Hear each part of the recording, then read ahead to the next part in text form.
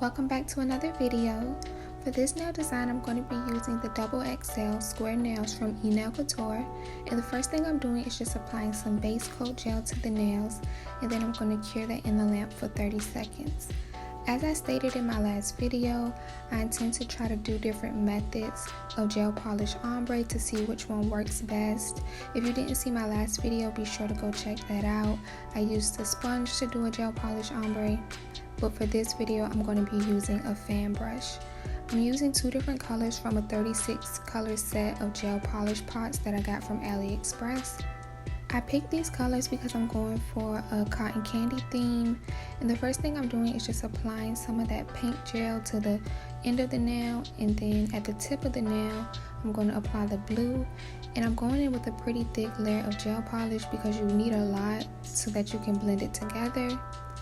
Once I apply both of the colors, then I'm going to go in with a fan brush and focus it towards the center or where the two colors meet and just brush it back and forth. I did 2 coats of that, and then also sometimes before I cured whatever coat I was working on, if I felt like I needed to add a little bit more of any color, if it really wasn't showing up that good, then I would add some more, brush it again, and then cure it. But that's pretty much it for the ombre effect. It was super simple, and I feel like it turned out so much better than using the sponge. So I'll just let you all watch, and I'll check back in once I get to the cloud part.